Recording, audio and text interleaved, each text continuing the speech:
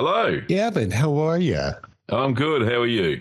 Oh, just got my first cup of coffee for the morning. It's a bit bright and early here in Australia. So, Well, great. This will be a lot of fun. I've been looking forward to speaking with you. The studio looks awesome. thanks. Yeah, it's dual purpose. So, it's where I film my live streams, and it's also where we do all the manufacturing, the goods that we sell and stuff like that. So it's dual purpose. Yeah, it's nice. It's nice. So how many of you are there working on your show and your enterprise? Well, just me as far as the media part goes. So, Right. and I'm just putting you up into my teleprompter so I can see. That's better. So it looks like I'm looking at you. There we go. Yeah, that's Right. nice. Yeah. Yes. So, so there's three of us in the business, and the main part of the business is Little Green Workshops is the entity, I suppose, and the cheese part of it, which kind of started it all, was the YouTube channel, and from there I leveraged that to start a small business, and we were able to sell stuff and sustainably keep the channel going as well, because then we had eyes on the videos to sell the products, and then my wife decided to put other craft type things in there as well, like soap making and candle making and bath bombs. And we were doing workshops before COVID, as in physical ones down at the community centres. And that kind of got knocked on the head because of the pandemic.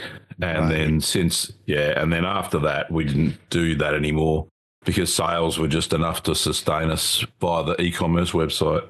So we use YouTube as a marketing tool for the cheese part of the business. But it's a passion of mine as well, so that's a good thing. It's not just to make money, because if you start on YouTube just to make money, you're not going to go anywhere. It's a passionate thing, and I can see from your stuff that you do as well. It's a passion as well, so it's really good to meet a fellow YouTuber that has that sort of passion.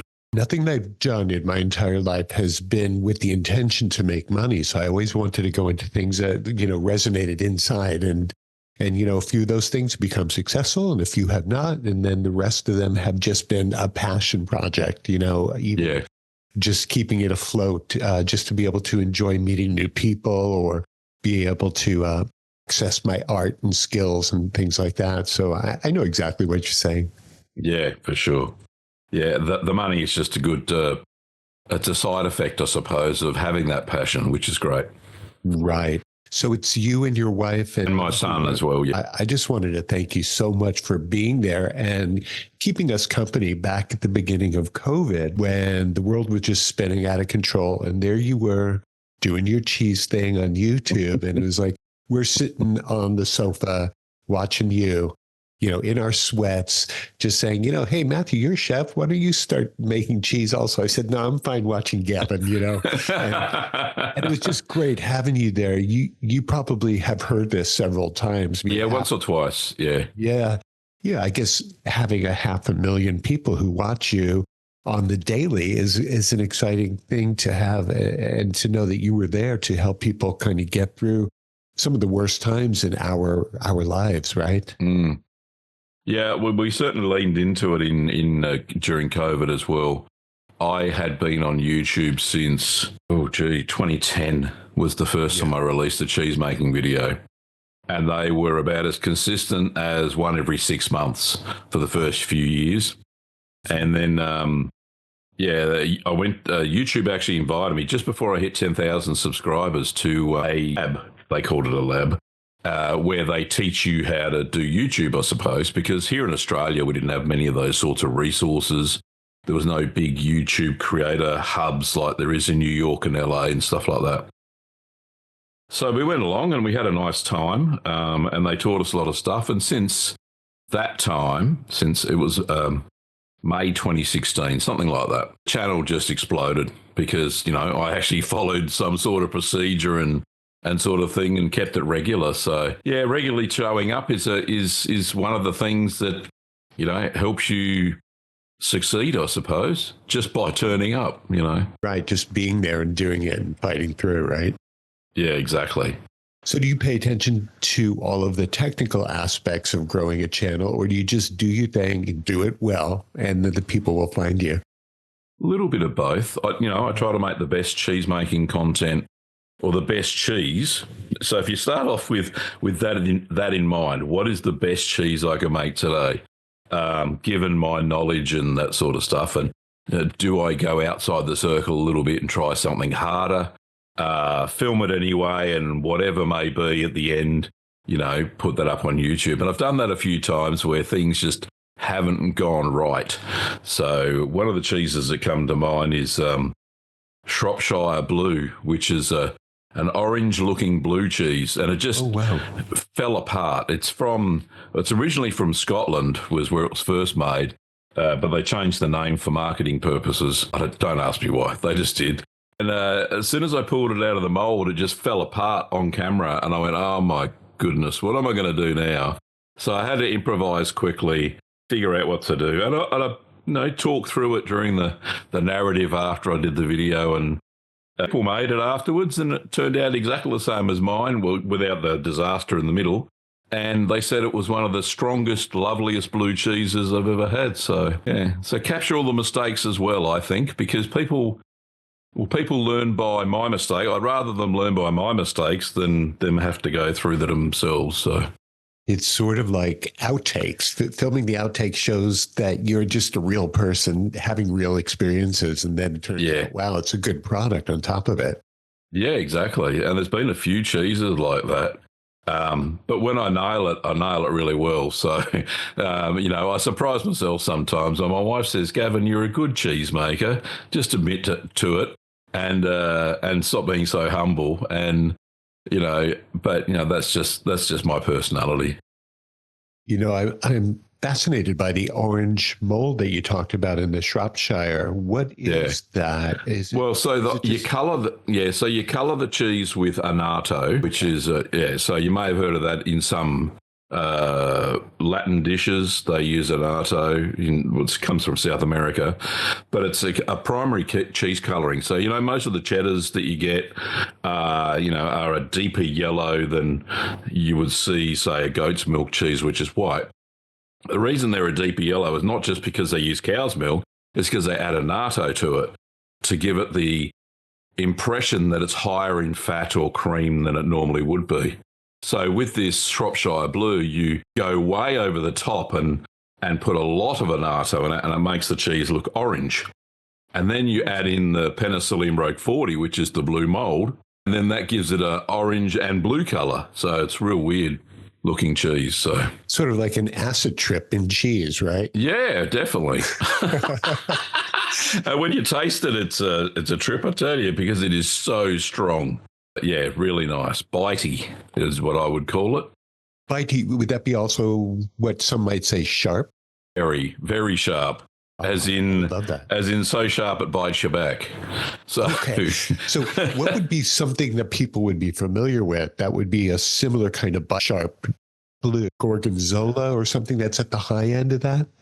Yeah, not so much the Gorgonzola Dolce, the fresh, creamy one, but the strong Gorgonzola, the Picante, which is really strong. But yeah, that'd be something similar. Or a well-aged Stilton is another good one. You can't really age Stilton past, say, 90 days, but because it starts going a bit funky. But yeah, once it gets up to that 90-day mark, yeah, it's probably similar in taste to that. Could someone use a saffron or turmeric or paprika or something like that also to color cheese, or is annatto usually the given product you use? Annatto is usually the given product, but in Sardinia, there's a cheese, I can't remember the name, or I can't pronounce things very well. My Australian English is not the best when it comes to foreign languages. It kind of distorts everything. But yeah, there's a cheese that has peppercorns and saffron within the cheese, and it gives the cheese a really dark, fluorescent kind of yellow look to it. I think the saffron's there for flavour as well, definitely, but it's an unusual cheese with an unusual taste. And annatto is used because it doesn't impart any taste to the cheese. Okay. So it's just a colorant. It's just a colorant, yeah. So when you do that, we'll get off the annatto thing, but it's fascinating. That's all right. Do you start with the seeds and then create your dye, so to speak? No. Somebody must start with the seeds somewhere, but we buy it in liquid form. So I get it straight from the manufacturer like that. You buy cheese making annatto. It's already pre-made. They must use the seeds in pure water. Must have some sort of preservative in it. But that's about all there is to it. It just comes in a little bottle and you use a few drops and that colours your cheese. You put it into the milk before you add everything else. So, because everybody out there, for the most part, enjoys a cheeseburger every now and again. It appears to me that internationally, what's known as American cheese, is internationally used on cheeseburgers. What is your particular thought on American cheese, and why do you think that restaurants all over the world are using it, since it's not really cheese, isn't it? No, it's more of a processed cheese. So it's probably got about 50% cheese in it. The rest is fillers like whey powder and sodium citrate, water, extra salt, extra colouring, cheese powder as well. So all sorts of goodies go into it. So there is a basis of cheese there somewhere, but it's somewhere in there. But it's very melty because of the sodium citrate. In one of my videos, I actually made some American cheese, but I only used 3 ingredients. So cheese that I'd already made before, water, and sodium citrate. So I came up with some formula that I found off the net. How much cheese per how much sodium citrate and water combination to make a solid block of American cheese, a bit like, is it called Velveeta? Is that it? Velveeta? Velveeta, right. Yeah, Velveeta. Yeah, very similar to that. So I actually did a video on it because a guy from the US, Larry from Texas, has a YouTube channel, and he kind of egged me on a little bit and said, Gav, see if you can make American cheese, even though you don't like processed cheese. And it turned out okay because I used pieces of cheese that were sitting in my cheese cave. They were old as anything, so they had lots and lots of flavour. So I think that was the contributing factor to it becoming a good cheese at the end, or processed cheese, American cheese.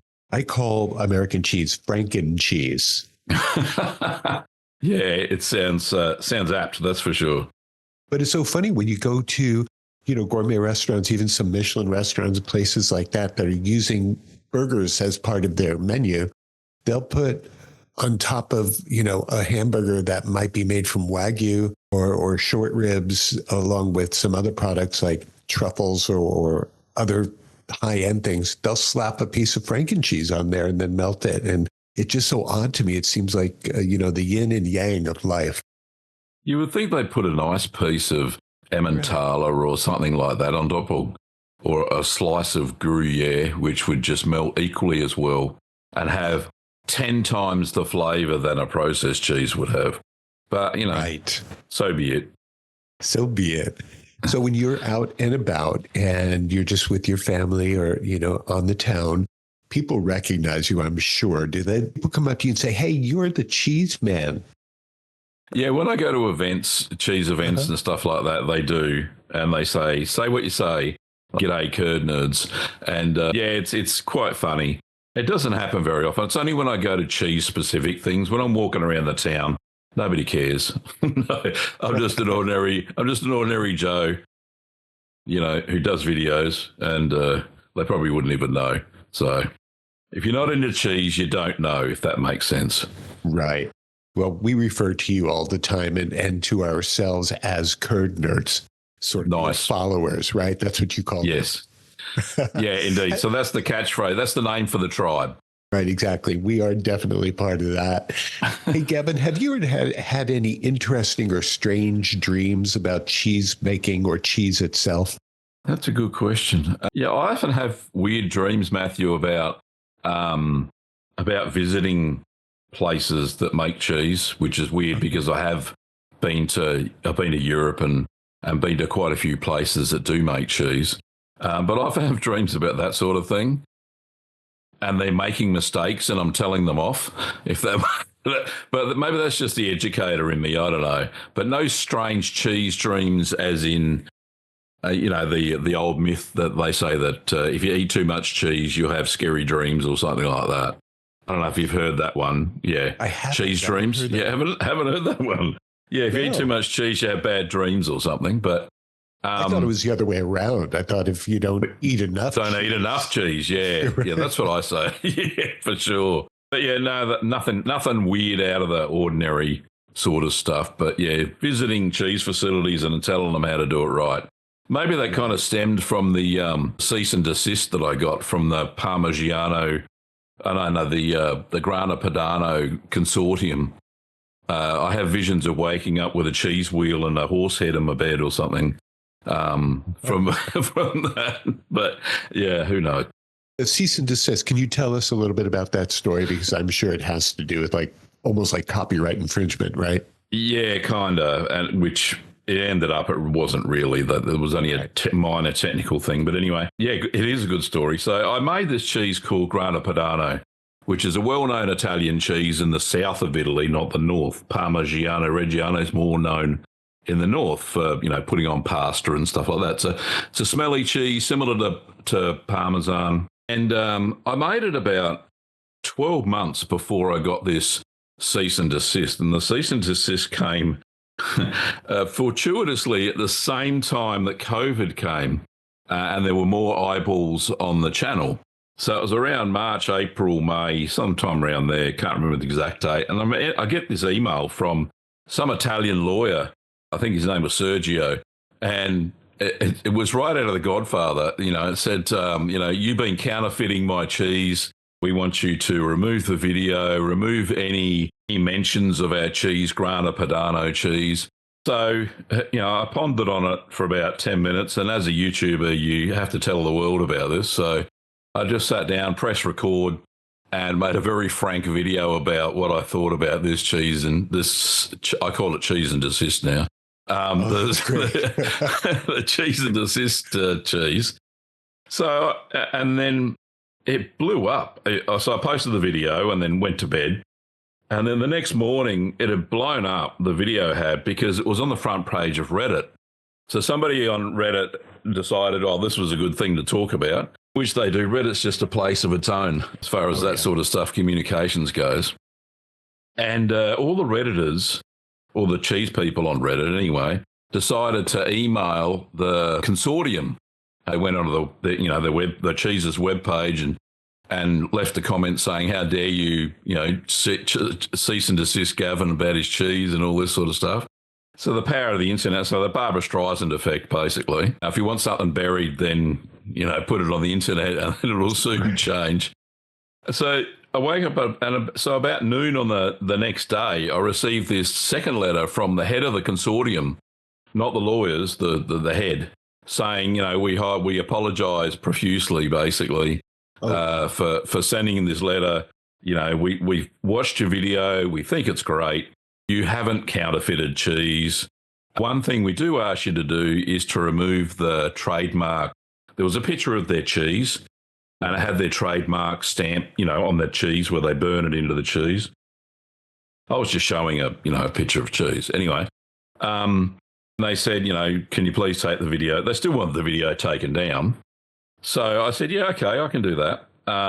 So then I did a video about that, and that one blew up as well. And then there was a legal channel on YouTube, one of these lawyer guys, a bit like Legal, but different, very similar. And he did an episode on the cheese and the cease and desist and said whether I was in the wrong or the right, that sort of stuff. He determined that I was kind of in the right. But anyway, so after all of the eyeballs on those two videos, what I sneakily did in a cheeky Australian way was I re-edited the Grana Padano video, and instead of where I said Grana Padano, I put cheese and desist cheese as the vocal, and then all of the pictures of Grana Padano, I put a picture of my cheese, so kind of satisfied everything. So now in the Curd Nerd community, it's known as the cheese that cannot be mentioned. So it's like the Voldemort of cheeses from Harry Potter. Yeah. That's the whole story of the cease and desist. That's such a funny story that has happened. People are so touchy about their stuff, aren't they? Yeah, and nothing against Italians, but Italians are so passionate about their food, the origins of their food. So it didn't surprise me. I was actually more surprised I didn't get one from the Parmigiano Reggiano Consortium, and I never have, so touch wood. So hopefully won't get anything from them. It'll be the same sort of thing. You know, I love Italy and I love the Italian people, but we do have to kick them around a little bit right now. And what I'm thinking about, Gavin, is they just will freak out if you ask to put cheese on a seafood dish. Make of that. Yeah, it's weird, isn't it? Yeah. I love it. Because I've grown up with anytime. That's right. You know, look at lobster mornay, for instance. Right. What a lovely way to serve lobster. You know, with some beautiful cheese in the tail melted on there. Oh, it's just delightful. But yeah, you know, I got no problem with it personally. Yeah, but they do, and people who are Italian Americans who think that they're even more Italian than the ones in Italy. They will just kick your ass if you ask for cheese on your any sort of seafood dish, seafood pasta or whatever. And it's always been kind of funny to me. I've never experienced that here in Australia. I don't think we have. Well, we do have Italians because there was a lot after World War II migration. Right. But none that passionate. I think they're more Australian than Italian now. So, what's the most unusual or ancient cheese-making method that you've ever heard of or practiced yourself?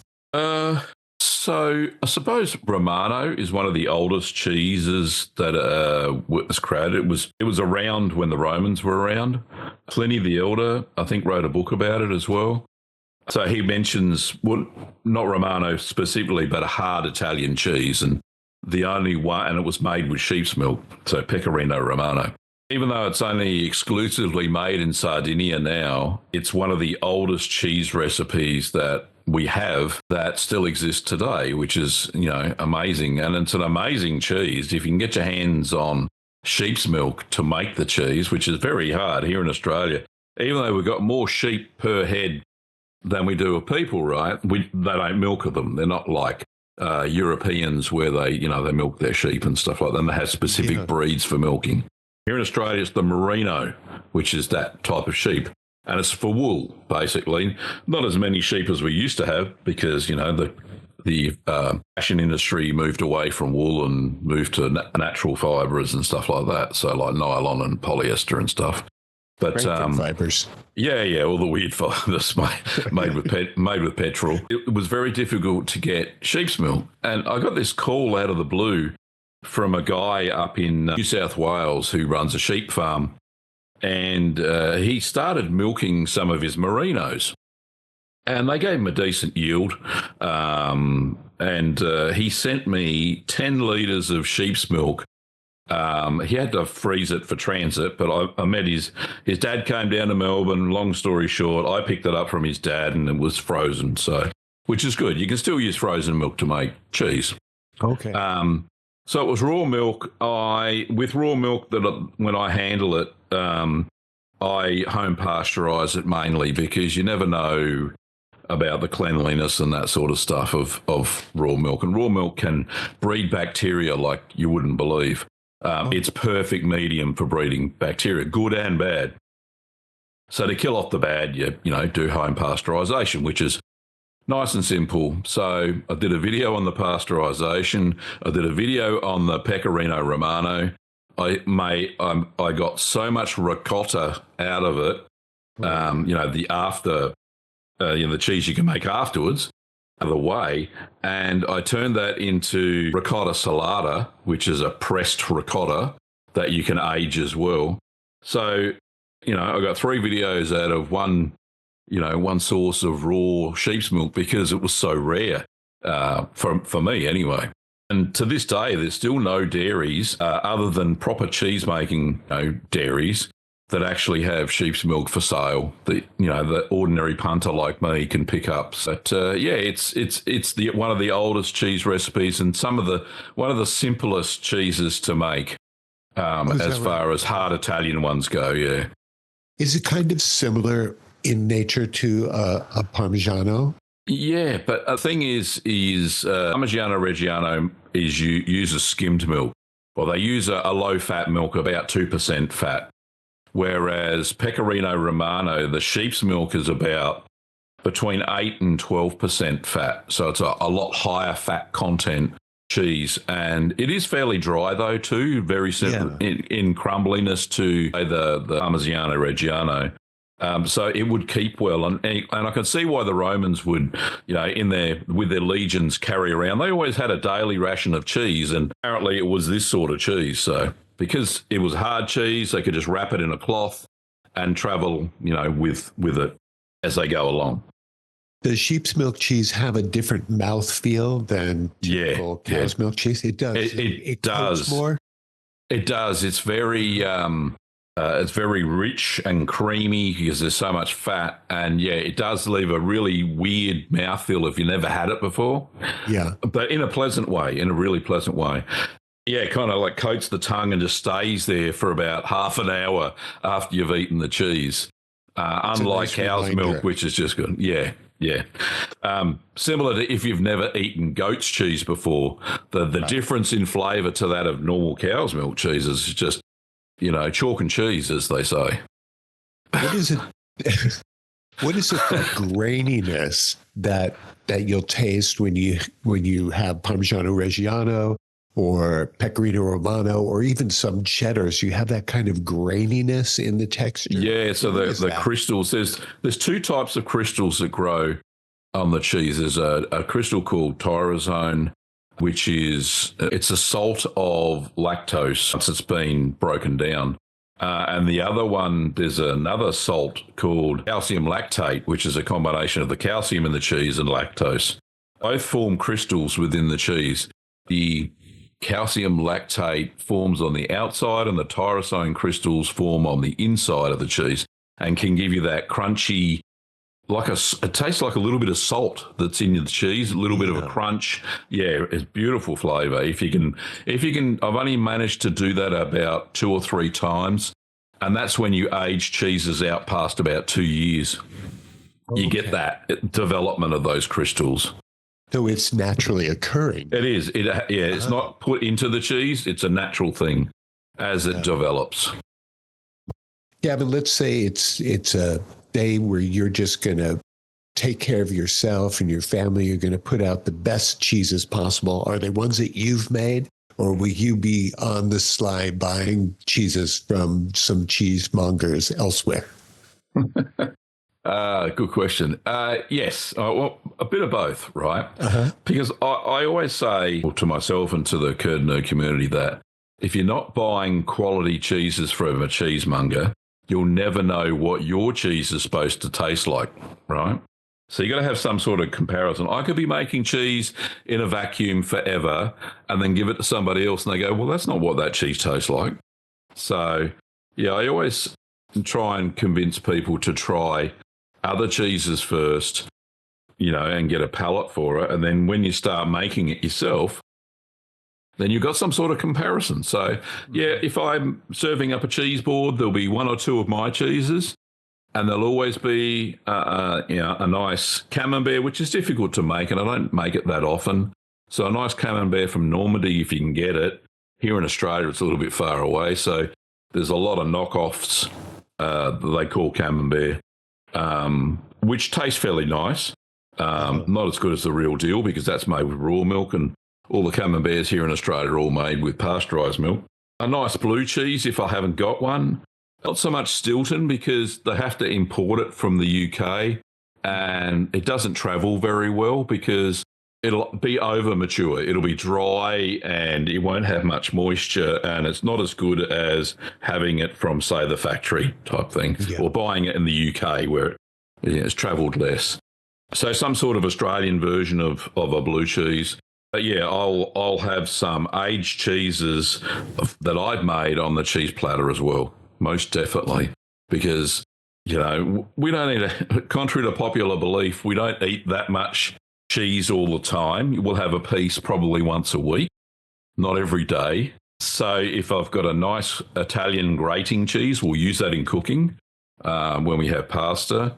If we've got a nice melty cheddar style from the UK, like, Cheshire or Lancashire or cheddar itself, then I will use that in melted cheeses and stuff like that in cooking as well for a cheese sauce and stuff like that. But when I serve it up on a platter, it's got to be nice, it's got to be tasty, and it's got to be, it's got to impress, if that makes sense. Sure. Now, of course, when you're putting out the cheese platter, Gavin, I'm sure that over time you've figured out and learned which wines go best with what cheeses. Can you give us a little bit of an overview of that? Yeah, for sure. So when it comes to wine and cheese, really it is a personal preference, but there are some guidelines.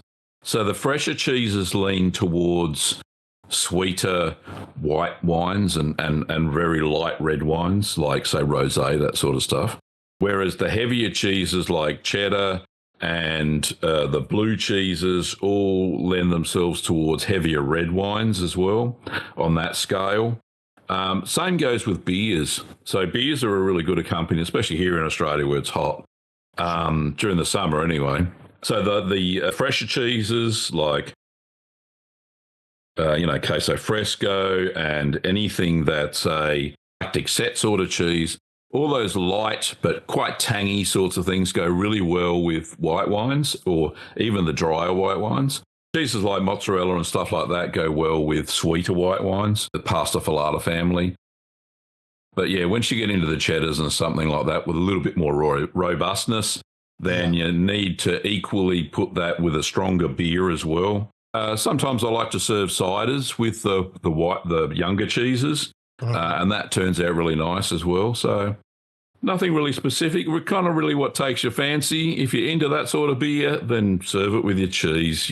I'm not too strict personally on what I drink and what cheese I pair it with, but there are pairings that are supposed to go with it, and they do make sense because the last thing you want is a strong blue cheese in your mouth drinking white wine. It just kind of doesn't match. Oh, it wouldn't work, would it? No, it doesn't. So do you match beverages to the cheeses, or do you match cheeses to the beverages, depending on what you're feeling like most? Cheese first. Always cheese first. Always cheese first. That makes perfect sense from the Cheeseman. Yeah, of course. Well, when I make tacos, for instance, or when I want to make a chip, what I'll do is I'll use like Parm or drier cheese, a sharper cheese, and I'll roast it in the oven for a little while and it becomes like a chip where I can shape it over a glass and use it as like a taco shell or something like that.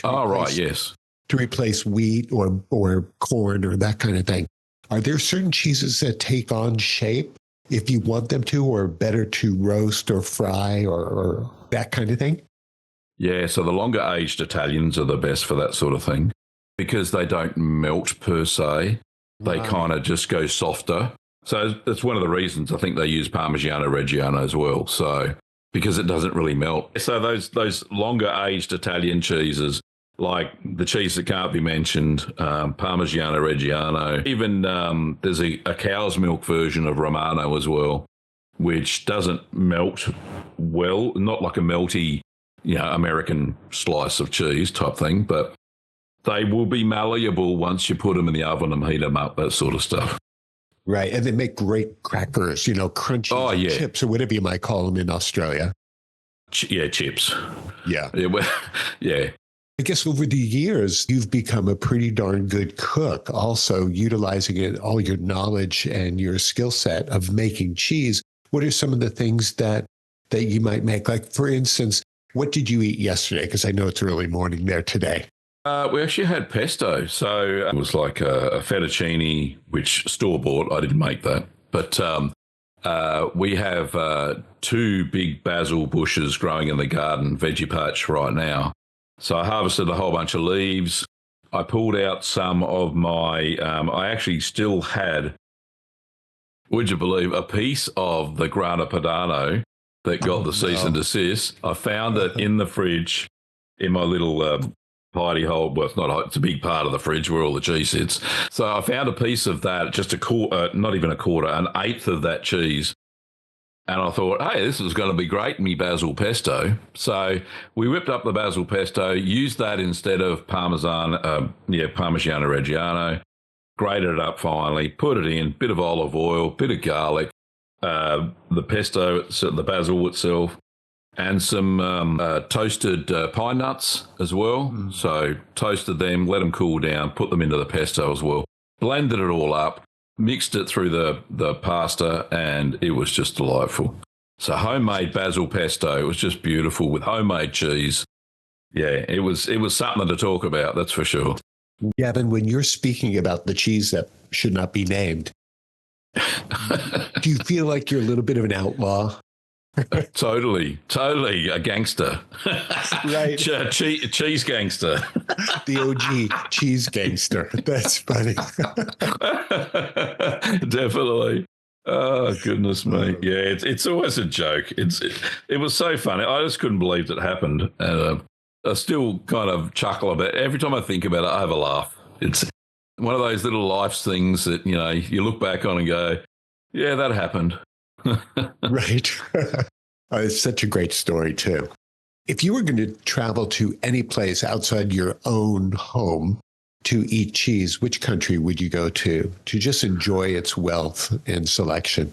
France comes to mind as the so many cheeses. I think Charles de Gaulle said, how can you rule a country that has over 250 something cheeses? They've actually got a lot more than that. I think Charles de Gaulle didn't know what he was talking about. But so France comes to mind, and I've been to France, and I've been to quite a few. I went to Normandy to see how they make camembert. That was just amazing. I've been to Roquefort to see how they made Roquefort cheese. They even gave us a tour of the cheese cave, which was just mind-blowing, so that was amazing. But yeah, there was only two places that I went, but when you're in France, you eat cheese every day. It's just part of the culture. But having said that, if I look around Australia now, there are a lot of more Australian dairies that are creating amazing cheeses or artisan cheesemakers.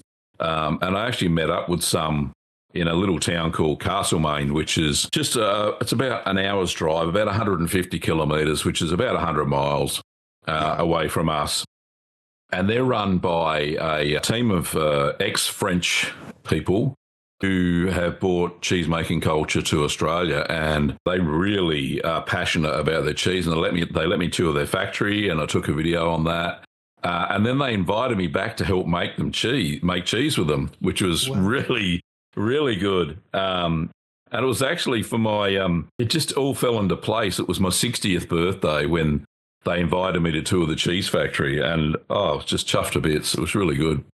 And then when they invited me back to film some more stuff on cheeses they made, and I actually, hands in the curds, that's when you're helping out. So, right. That was great fun. But yeah, they are really passionate, and they make some amazing cheeses. Really amazing. If I just had their selection of cheeses on a cheese platter, it'd just be outstanding, and people would just go crazy for it. So there are some really good cheesemakers here in Australia too. And I'd love to tour different dairies within Australia as well. That would be really good. When it comes to cheese, France kind of ticks the boxes as far as the most amount of cheese, even though I suppose Italy would argue that. But, the whole of Europe, the cheese-making culture there is just massive and really top of the league as far as cheese making goes.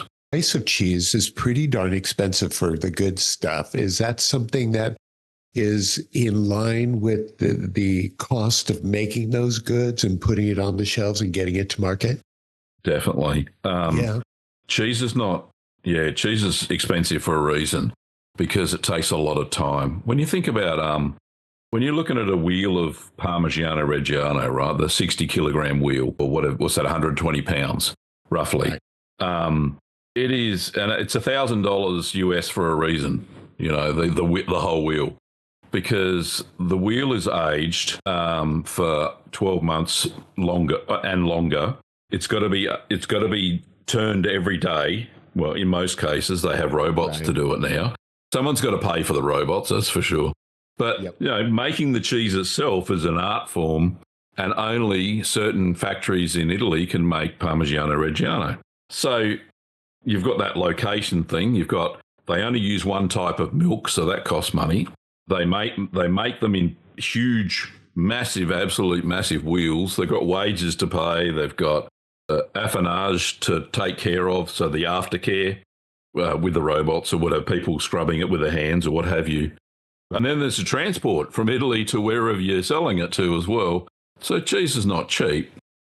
You can make it cheaper at home on the smaller scale, but don't expect massive, absolutely huge wheels of cheese. You're never going to be able to make that at home unless you got a dedicated little, room with all the gear and all that sort of stuff, which is, for the home cheese makers, a bit over the top, I think. But I guess anything that takes so much time, like cheese making, champagne making, wine making, things like that, you're going to pay for the time that it takes to make that product. Indeed. Yeah.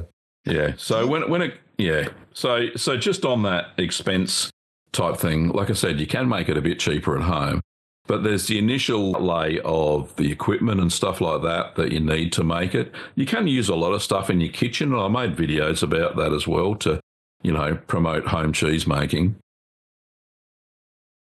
The good thing is a lot of that gear is nice and cheap. As long as you can get stainless steel, it's decently cheap. We sell a lot of it in our shop anyway, on our online store, and that helps people get into cheese making. But once you've got the gear and you've got that initial cost out the way, over time, obviously, the cost of the cheeses are going to go down as you make more and more of them. Eventually, you'll get to a point, probably after about a year, where the cheese is a lot cheaper, probably half the price is what it would be if you bought it from a cheesemonger. Right. Yeah. Okay. Oh, that makes sense. Gavin, how do you view the role of cheese in global cuisine? And what do you think it reveals about these different cultures? Nobody's ever asked me that before. As I ask you that question, I'm thinking about, a lot of places that have a spicier cuisine have milder cheeses.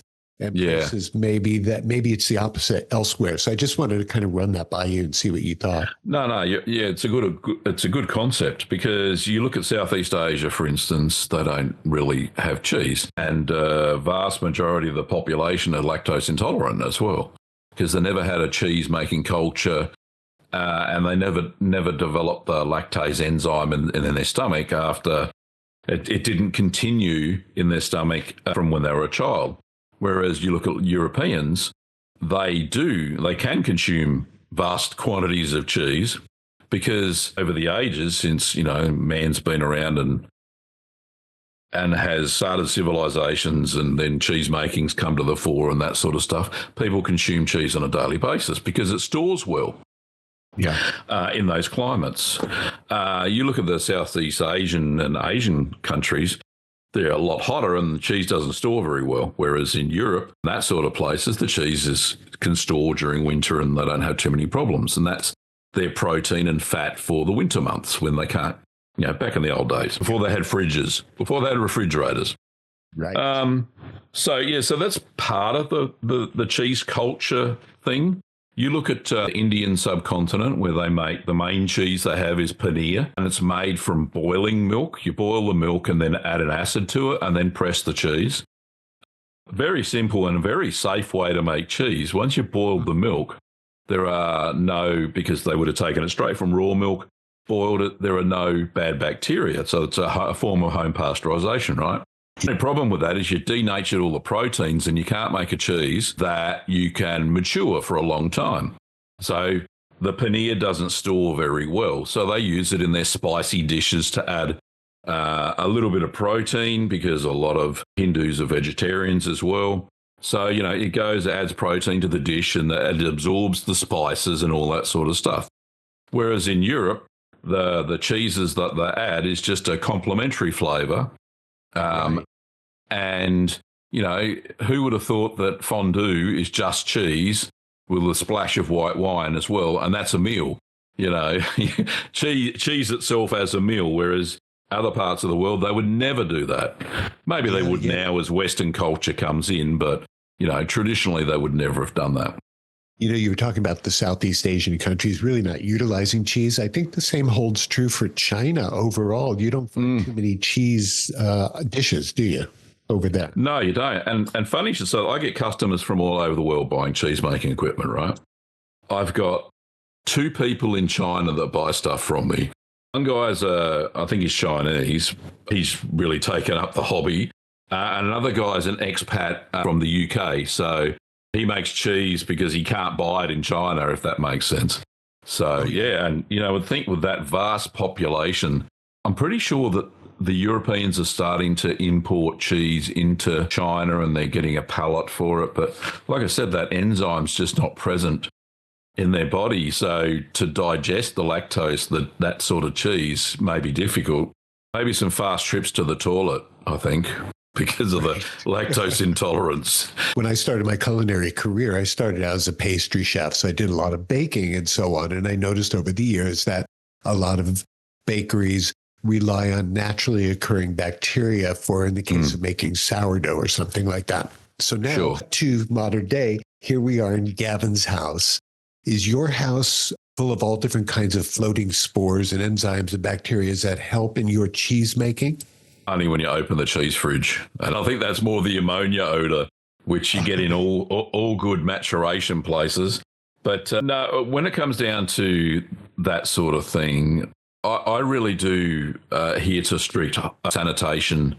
And you really have to, especially when you're making different varieties of cheese. If you're making the same cheese over and over and over, you'll hear stories. Here's a story that I read recently about a Swiss cheesemaker who passed away, and there was an auction in the town where he made cheese to auction off all his equipment because it had the natural lactic bacterias in the wooden spoons that he used, the copper vats and all that sort of stuff, right?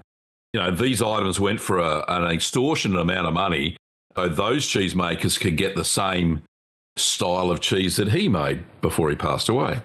So, in that case, because he made the same cheese over and over and over, all his equipment had, little bits of lactic bacteria. Unfortunately, because I make so many different styles of cheese, I don't want cross-contamination, because the last thing you want on your white mold cheese like a camembert or brie is blue mold, which loves to hide in nooks and crannies in plastic utensils and ripening boxes and stuff like that.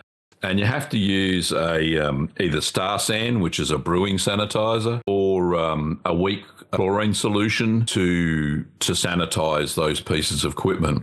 Stainless steel is easy enough. You just boil it in your big pot that you're going to make the cheese, as well as, say, cheesecloths and stuff like that. And any mats that you're going to use to put the cheese on. So anything that comes in contact with the cheese, even my hands in between takes, if I have to go away from what I'm doing, I will wash my hands in hot soapy water and then spray vinegar, just white vinegar, you can buy, really cheap, and just spray it on my hands, and that kills any yeast and stuff that could be on my hands, and that could cross-contaminate the cheese. So, unfortunately, I can't do those old ancient practices because I make so many different styles. And I don't want blue on my white, if that makes sense. It totally does.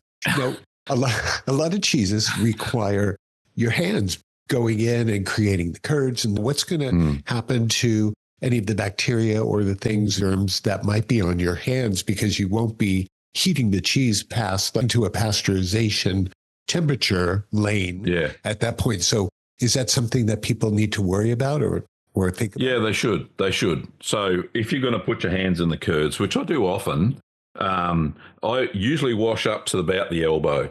So that's a good rule of thumb. Even with all the hairs on my arm, it doesn't really matter. But once you've washed your arm and up to your elbow in hot soapy water, then there's no real worries about it. And like I said, the hands that actually touch it, make sure your nails are short and just spray with white vinegar and you're good to go. I've never had any contamination issues from using my hands as long as they're clean, nails are short, no dirt from the garden or anything like that, that sort of thing.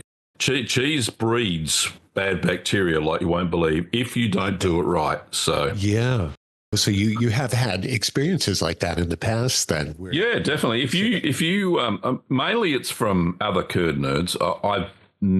I've had cross contamination issues from the cheese fridge where blue cheese has been the Penicillium roqueforti has been lurking in the back of there somewhere and contaminated a cheese that I've had naturally curing just on a mat in the cheese without any protection or anything like that. That happens sometimes, and I kind of hope it does sometimes because you get this little hint of blue in your cheddar. It's quite. If you're trying to do it, you do it right. You know what you're doing. But if you don't know what you're doing and you're making cheese for the first time, I highly stress that people follow sanitization and if they don't have cheeses at the right acid level during maturation, then the bad bacteria can, like listeria, salmonella, all those sorts of things that are bad and manifest themselves in the cheese and breed. So the right salt levels are absolutely crucial. So many people, when they first start off, undersalt their cheese because they're scared of the salt. The salt is absolutely crucial for cheese making. Not only does it give it flavour, but it protects the cheese, stops lactic bacteria from breeding good and bad, and just adds an amazing flavour to the final cheese. There's no such thing as a low-salt cheese, when it comes to cheese. There shouldn't be anyway. It should be just right.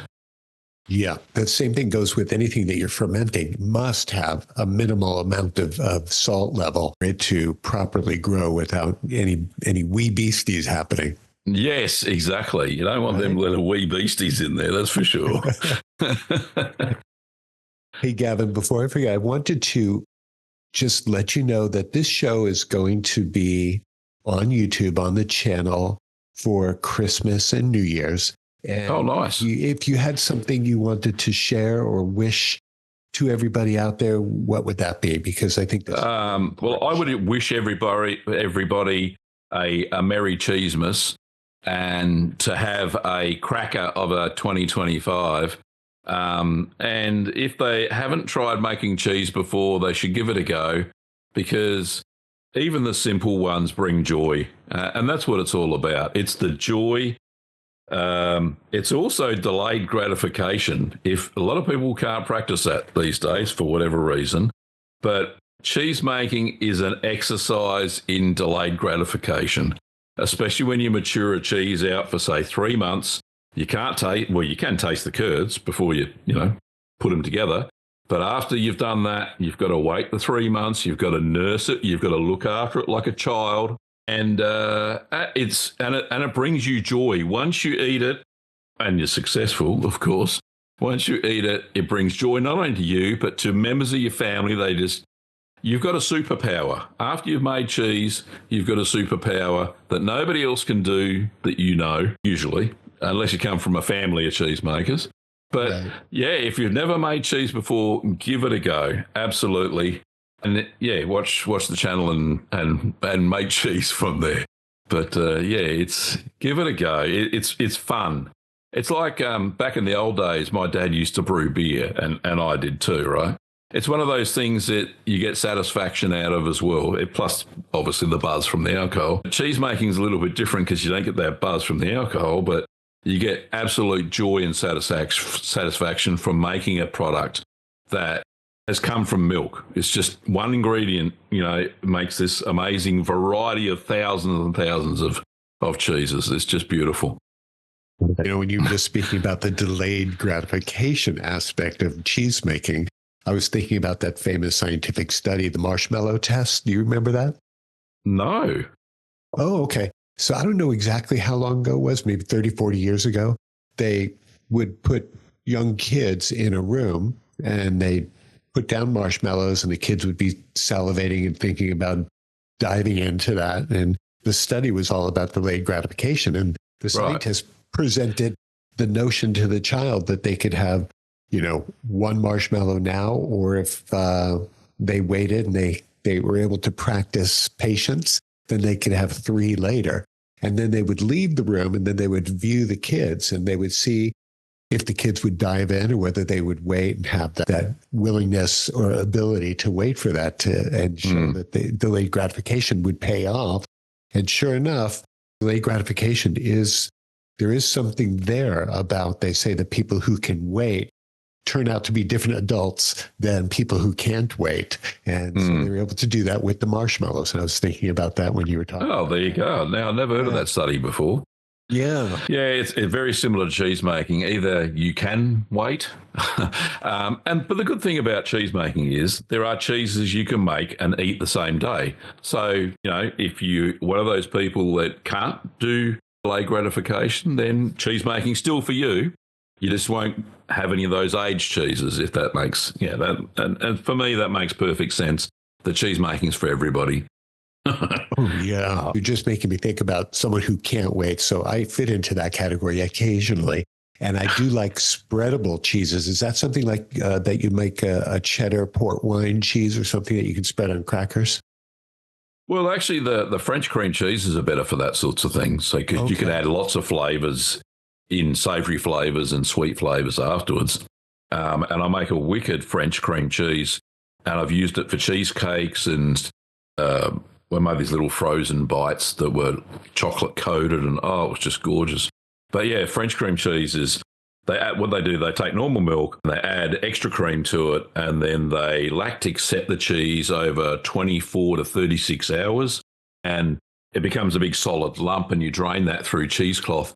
And then the next day, after it's drained, you get this beautiful, amazing, slightly tangy but sweet cream cheese, and it's just amazing in everything. And you can add all sorts of flavors to it, savory and sweet. And it's like Philadelphia cream cheese, but better. Okay, is it lighter or is it as heavy like late? It's a little bit heavier and a bit more tangier. Not so tangy that it's off-putting, but it just has this perfect mouthfeel. But it only lasts about a week because it's got hardly any, you don't put any salt in it if you don't want to. So It doesn't really keep very well.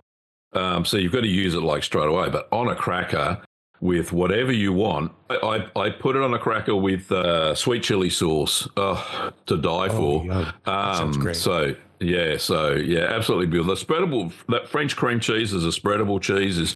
It's just delightful. You don't have to do anything to it. You don't have to add any sodium citrate to make it melty or anything like that. It's just beautiful. I've heard some people speaking about the environmental impact of cheese making. Is there a discussion there about sustainable cheese making that we should know about or that's taken place? There is. Dairy farm. I grew up on a dairy as a kid. It was but we never made cheese. So we just supplied milk to the local area. And one of the things that I did notice and probably was a little bit disturbed about was that to make the cows come into milk, they have to have a calf, right? It's just one of those natural things. And they keep milking them and they keep producing milk for about 9 or so months. And 3 months of the year, they'll become pregnant and have another calf, and then the cycle goes. Now, if it's a female calf, it's worth money. And you can just, put it back into the herd and keep milking it. But if it's a male calf, you can't do much with it. You can raise it for beef is one of the things. Most of the times they kill it for veal. So as far as dairy farming goes, that sort of thing, the breeding part of it, the male calves get a bad rap, unfortunately. Many of them live to maturity. So that's a little bit disturbing as far as that goes. And I know in the US they have, it's probably more for beef, the CAFO, the factory farms where they have massive feedlots of cows and stuff like that. But I think that's more for beef, not for dairy. You'll find that there are a lot of big dairies now that have bought up all the small dairies, and they've kind of turned it into a factory sort of stuff. But I don't buy milk from those people. I buy milk from the smaller dairies and like to keep which have herds under 200, head of cows. And they produce the best milk as far as I'm concerned because they don't standardise their milk. Whereas big factories will take milk from multiple dairies, multiple different types of animals, dairy cows. They might have Jerseys, Friesian Holsteins in there, and a whole bunch of other different breeds.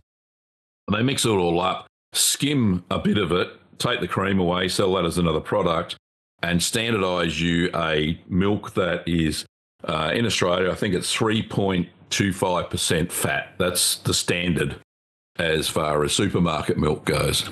So they've taken some of the cream, because normally the milk fat would be between 3.8 and 5, depends on the cow, right? So they've cheated you. They've taken some of the cream away from your supermarket milk. Fat is flavor. But fat is flavour, exactly. And so I buy it from this dairy up in Shepparton, which is about another 200 kilometres away, 160 miles away from us. And it's actually, I get it from our local Indian grocer. So we've got a fairly big Indian population here now. And they use it for yogurt making, but I use it for cheese making. So it's pasteurised, unhomogenised milk. I can buy it in a 5-litre bladder, which is about, 2.5 gallons. And, I just use that for cheese making. And I know it's come from a small dairy, and it's consistent in quality, and it makes a bloody good cheese.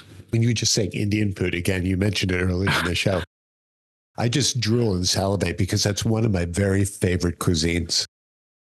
Yeah, it's one of my wife's favourite cuisines as well, because she's English. I think the national dish of the UK now is a curry, not fish and chips anymore. Right. But right? She loves a good curry. Oh, she does. Yeah. Years ago, when COVID was hitting, wasn't your wife, did she come down with illness? Yeah, she was diagnosed with breast cancer 6 months before COVID hit. So we had to go through all that treatment during COVID. It was a nightmare, really. Well, I couldn't even go into the treatments with her in the end when they got really, really strict in the hospitals. And to good effect, because it limited the spread of the disease before we had a vaccine. So, that was heartbreaking. Right. But, she's now all clear and has been all clear for 5 years, which is fantastic. Right. I go back, every 6 months, get a checkup, that sort of stuff. And, it's all good news so far, which is great. Good. Give her our best, because all of the curd nerds out here. They do. Time. Yeah. Thanks very much, mate. Appreciate it. Gavin, do you have a particular cheese that you might associate to a significant memory or emotion? Yeah, I do actually. Yeah, so the first pasta filata cheese that I made was a quick mozzarella. And I still remember the joy that it brought me when I first because quick mozzarella, you make it in the microwave. So you make the cheese first, and then to make it stretchy, you heat it up in the microwave instead of hot way. Oh, okay. It's just a quick method. It only takes like 30 minutes. It's kind of like mozzarella. It's not like mozzarella di bufala that you can get from Italy. It's just, it's a Franken cheese, one of those. But anyway, so I made this quick mozzarella. I was filming it at the time, and I remember as I stretched the curd, and it just kept stretching and stretching and stretching it, and my arm went out of shot. That's how far it went, and just like it did then. And the smile on my face was just glowing. I thought, oh, this is just amazing. And then, once I salted it and tasted it, I went, this is a pretty good cheese for a cheese that you made in 30 minutes. Yeah. It certainly wasn't a beginner's cheese. I'd made a whole bunch of cheeses before I got to that stage, because pasta filata cheeses, you've got to nail the pH of the curds specifically to a range between pH of 5 to 5.3. If you don't hit that pH range, you got no stretchy cheese. It's just you stretch it and it snaps, or it just doesn't stretch at all. So it took a while to master it, but once I did, I remember the smile on my face when I stretched that curds. It was just amazing. Just talking about the snapping of the cheese that could happen if the pH is not correct. It made me think of a pizza maker who makes phenomenal pizzas, and he was asked the secret of his cheese because it must be so incredibly good. So he said he doesn't really use commercially made manufactured mozz. He uses string cheese because it has a higher fat content. Had you ever heard of that before? Yeah, so the string cheese is a version of mozzarella that they make from cow's milk.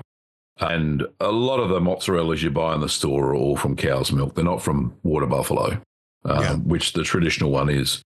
Yeah, if they nail the pH in the cheese making process, they're going to get a very stringy cheese that's absolutely perfect for melting onto pizzas. So if you were to write a novel centered around cheese, of course, you would be the main character, but do you have any idea of what that story might look like as it took shape? Yeah, it's kind of like it would be a bit of a journey. So from when I first got the bug for making cheese, there was a reason around that as well. So we were practicing at the time a 100-mile diet or 160-kilometre diet. So we would only, just for sustainable reasons, we were trying to source all our food from within a 100-mile radius. And at that time, there were no cheese-making factories within that radius. So I had a passion because I love cheese. Who doesn't? And then I thought, well, there's got to be a solution to this. And then, as luck would have it, there was a cheese-making course down our local community centre from this, travelling cheesemakers who went to all the community centres around Victoria and taught people how to make cheese. So I booked myself on one of those and learned how to make, it was a really crappy feta. But, compared to the fetas that I've made today, it was not a feta.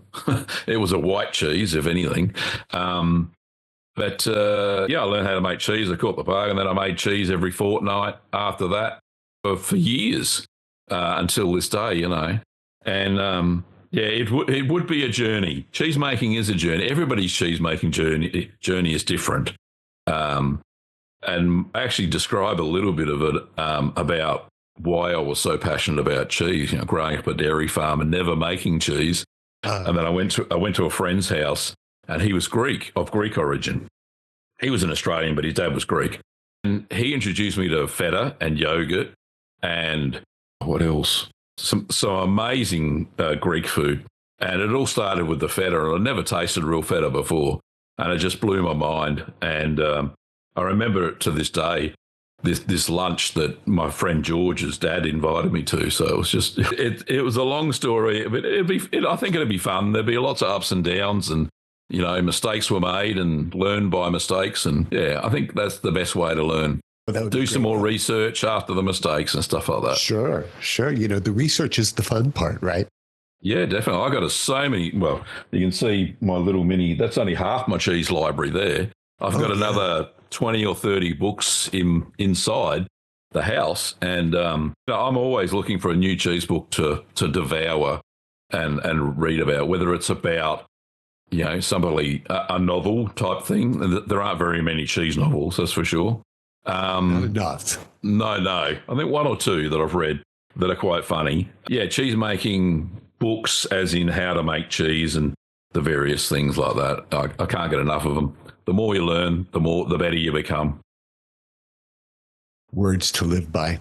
You were speaking about your friend, your Greek friend from George. Yeah, George. Did they ever serve you saganaki? No, but I've made it since. You have? Okay. Tell So I made a cheese called Graviera, but I called it Gaviera because my name's Gavin for shits and giggles. And I don't know how many Greeks in the comments said it's not called Gaviera, it's called I said, God, get the joke. Honestly, right? It's not that hard. It's not that hard. The channel's called Gavin Webber, for goodness sake. It's not that hard.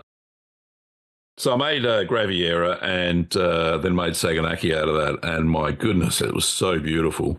It's just so much depth of flavour. And the grilled part on the outside is just lovely. And it melts a little bit in the inside. It's just gorgeous. Oh, yeah. Did you flame it? Because that's the thing about Saganaki. No, it's a flambé dish. Yeah, you put in Chicago. It is not in Greece. They don't do that flaming thing. It's more of an American tradition. Well, it's such a show, Why not? Oh, yeah. I saw it in a restaurant once, and I thought, "What the heck's going on? Why is the cheese on fire?" But yeah, I think it's just for show, not for flavour. But they splash that. They do. I think they splash ouzo into it, which is aniseed liqueur type thing, very high in alcohol. That does add a little bit of flavour to it. I've never tried it with that. I've just squeezed lemon from my lemon tree over it. So right, which is really delicious. Oh, that sounds so good. Gavin, would you agree with me when speaking about the sexiest cheese or cheese product on earth, that burrata would be right near the top? Oh, I reckon it would be, When you break into a burrata, it just oozes sex appeal for a cheese, if that makes sense. They get the oozy, and you get the stracchino inside that they've made, the stringy bits with the cream, and a real burrata is something to die for. It's just a beautiful. They serve it more as a dessert, like it's after the meal, so like at dessert time. So yeah, it's just it's perfect finish to a heavy carb meal, I suppose. It is a cheesy seduction. Isn't it just? Right. So I thought that maybe if you were to write a novel, that it would take on some sort of that kind of a sexy flavor. Well, 50 Shades of Grey. Right. You get the pun then too. Yeah, of course I do. So what's been the most challenging cheese you've ever made? Oh, goodness me. Initially, it was the white mold cheeses like Camembert. It's not so much the making of the cheese. Well, actually, it was the first time I made it.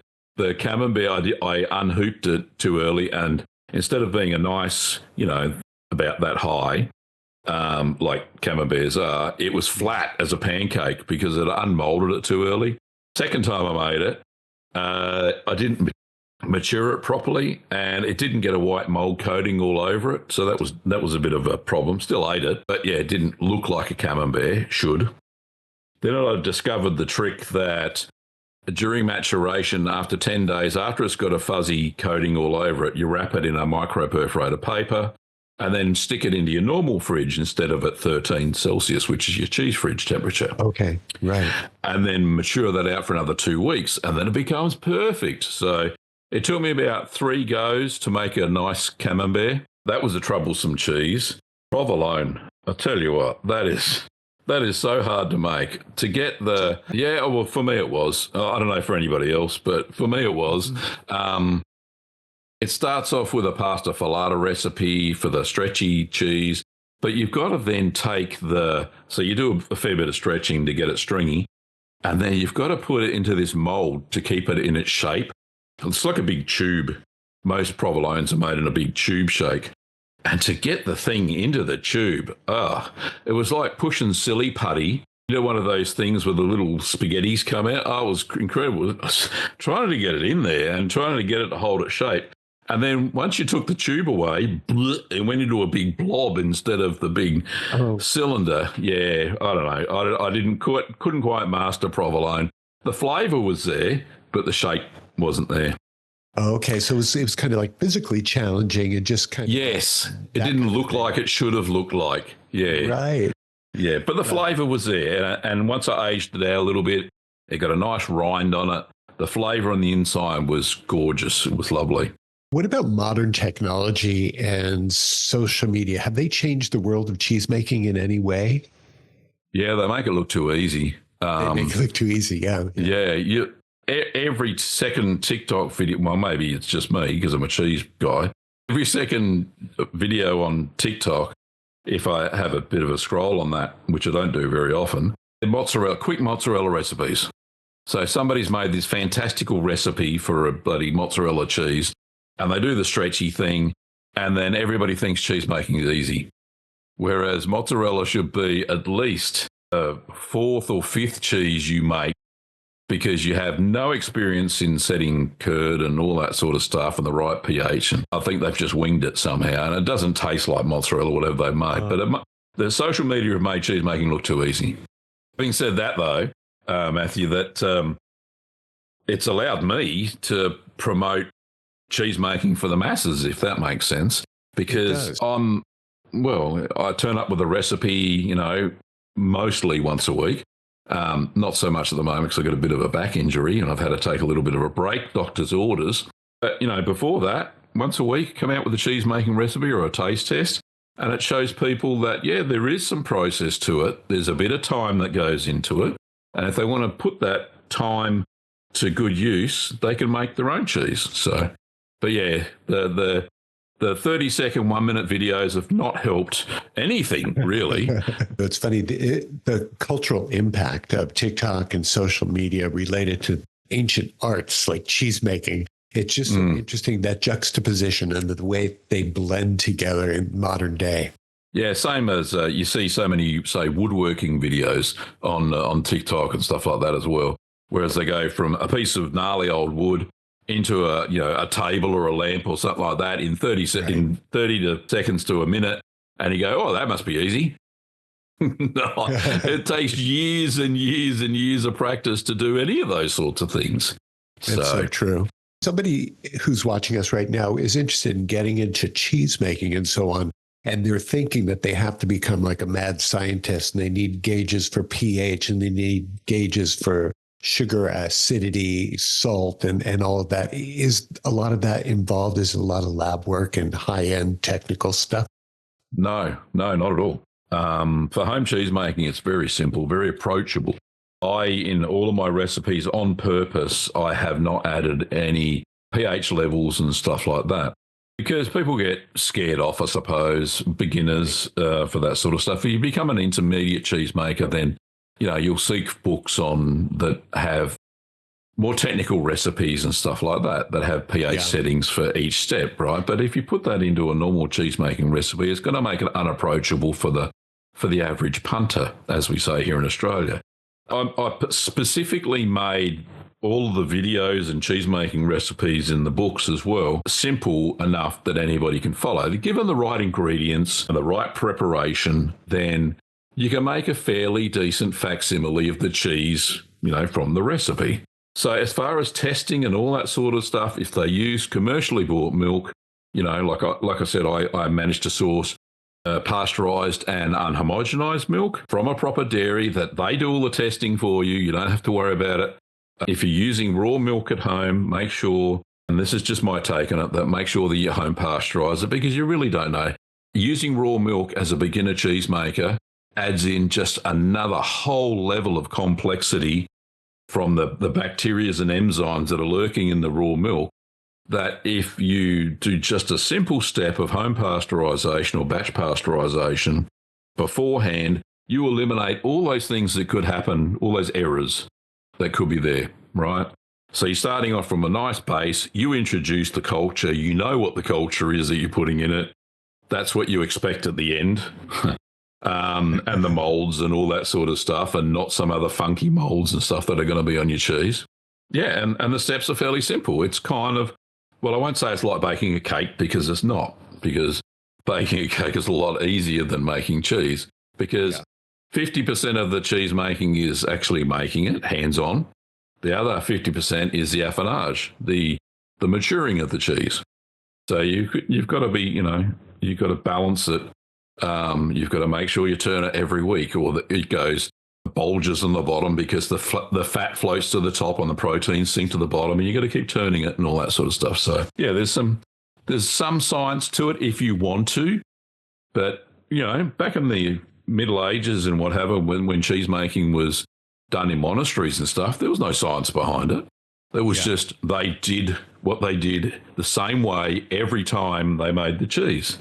So they didn't know that on Port Salut, which is a monk's made Trappist cheese, they didn't know that the bacteria on the outside, the orange bacteria, was Brevibacteria linens. They didn't know that. They just knew it was an orange mold, right?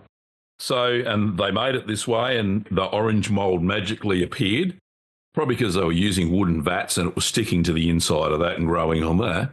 But, they didn't know science behind it. And they made amazing cheeses, and probably still do today. So Port Salut tastes very buttery, doesn't it?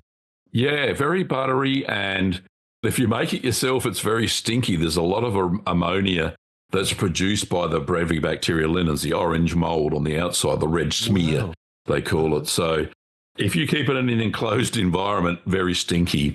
That's why they call them stinky cheeses, like Limburger, brick cheese, that sort of stuff. All have Brevibacteria linens on the outside. Port Salut particularly is the creaminess that goes with that mold creating that paste, that creamy paste, is just outstanding. It's one of the amazing we were talking before about cheese memories, and one just came to mind. The very first washed rind cheese or Brevibacteria linens created cheese I ever made was called Tilsit, which is a German washed rind cheese. And I'd never tasted it before. It stunk to high heaven. I didn't know what to expect. I just kept going with the process, as you do, not knowing what to expect because I'd never tried one before. And then once I tasted it, it was like heaven on a stick, because there was a gooey paste in the middle. The rind just had this certain funkiness to it that I've never tasted before. So, yeah, washed rind cheeses are just mind-blowing if you've never had one before. This simple country lad had never had one before. It was just beautiful. Right. Formerly simple country lad. Yes. Now, a little bit more sophisticated as far as cheese making goes. So, Gavin, do tell what's on the menu for tonight, because I'm expecting something that's going to be a banger. I think we're having cauliflower cheese as the side dish, which will feature some of my farmhouse cheddar cheese mixed into the cheese sauce. So, yeah, a little bit of whole grain mustard in the cheese sauce as well, pinch of nutmeg. Oh, absolutely lovely. So, yeah, that'll be nice. And mixed in through the cauliflower. Maybe a little bit of shredded cheddar sprinkled on the top and then put into the oven for 20 minutes. Absolutely fantastic, yeah. Right. Tell people when you're making a cheese sauce, they don't really need to cook the cheese, right? They'll make the cream base part of it and then add in diced pieces and stir that through. Is that correct? Yeah, so definitely. You make the roux first and then add the cheese to it. And just until it's melted, and that's it. Don't go any further, because otherwise the fats will split out and then you'll get oily. It's horrible if you do that. Yeah. Don't boil it, whatever you do. Please don't boil it, right? Yeah. People, with paper towels, when they get pizza, sometimes they'll dab it because get the oil off the top, right? Yeah. And that's part of the feature for me. I love that stuff. And it all depends on the cheese you use as well on top. Yeah. If you get a cheese that is prone to splitting, it will separate the fats out when you cook it. Right. So that'll be your side dish, the cauliflower cheese. And the main, I think we're having chicken Parmigiano with a little bit of Gavin's special cheese that can't be mentioned sprinkled on top, just in the air fryer. Nice quick one. I think we wrap it in prosciutto. So we wrap the chicken. It's a breaded chicken breast, basically wrapped in prosciutto, and then sprinkled with a little bit of cheese that can't be mentioned, and then put into the air fryer and cook that way. And the prosciutto crisps up like a really thin bacon. It's an Italian meat, cured meat. And then the chicken breast cooks as well, obviously. Sometimes we even stuff it with a little bit of, if I've got some white mold cheese, like a camembert variety or brie or something like that, I'll slice the chicken breast open and put the camembert or brie in the inside and seal it down with some toothpicks, and hopefully it doesn't all ooze out. Sometimes it does, sometimes it doesn't. But and that's just amazing. Oh, that sounds great. Yeah, I wish I was there to be able to enjoy that. I'm just thinking, isn't it amazing how the air fryer has just exploded in popularity for the house? We're on our second one. The first one's already died. Is that right? You drove it into overuse. But one of the great things about the air fryer, and I won't wax lyrical about it too much, is that instead of having to turn on your electric oven or gas oven during the heat of the day here in Australia, like the other day, it was 41 degrees Celsius, which is 107 Fahrenheit, right? And that was in early summer. You can imagine what the late summer is going to be like. Yeah, bit of a scorcher. Anyway, so it doesn't heat up the kitchen like turning on the oven does, which is one of the great things we love about it. And it's like a mini convection oven, but on steroids, basically. Right. So, and you don't hardly use any oil at all, sometimes a little bit, but not much. You coat the food in it, not cook it in it, if that makes sense. And then, it's just quick. and convenient and produces really tasty, locked-in flavour food. So, oh, yeah. It's pretty amazing how that's taken off. And it's allowed a lot of people to kind of get back into cooking because that is something that's been failing. People are into convenience food and not cooking in their kitchen, getting into the zen of cooking in their own kitchen. Yeah, definitely. Yeah, because of that time, probably because of the time factor as well, because it is a bit shorter, as you know, because it cooks faster. And yeah, that offers people who are time starved to be able to cook their own food instead of buying it in all the time.